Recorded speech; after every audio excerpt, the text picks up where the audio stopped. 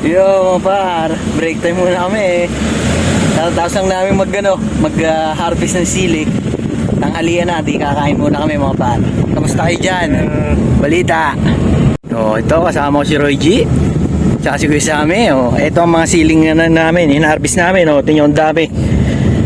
Kabibigat niyan mga pare ko.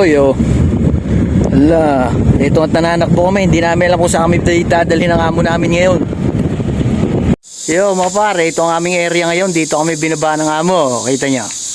Barangay Hall. Sa Barangay Hall, ayan Barangay Hall nila yan. Tingnan yung itsura.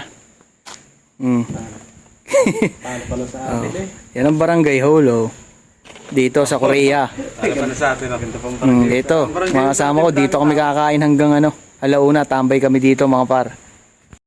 Bali, ito nga mga pare ko, nangyari kami pabalik na. Kami pupunta na ulit ng area namin para mag-harvest ng sili. Ang dami pa kasing natitira mga par. Medyo malayo-layo din tong aming biyahe mula doon sa pinagkainan namin ng tanghalian pabalik doon sa namin sa area. Kaya ito, ang ganda ng ang ganda ng mga kabundukan. Ito ang aming amo, ang pinagdadrive kami, si Kuya Sammy at saka ito si Roy G. Ayan, kaya kami sama-sama ulit pabalik doon. Sana matapos namin at dumidilim na parang uulan pa nga Sana naman hindi kami abutin ng ulan para matapos na namin lahat. Nakarating na nga tayo sa bahay mga pare ko. Hindi ko na kayo na-update dahil nga sobrang busy. Tinapos namin talaga, buti natapos.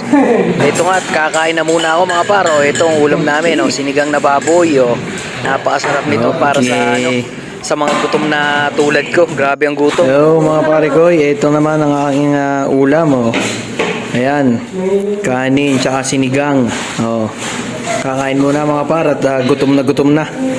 Medyo tanghalian pa ang kain At tapos nakamerienda naman pero kulang pa din mga par. Diyan muna kayo.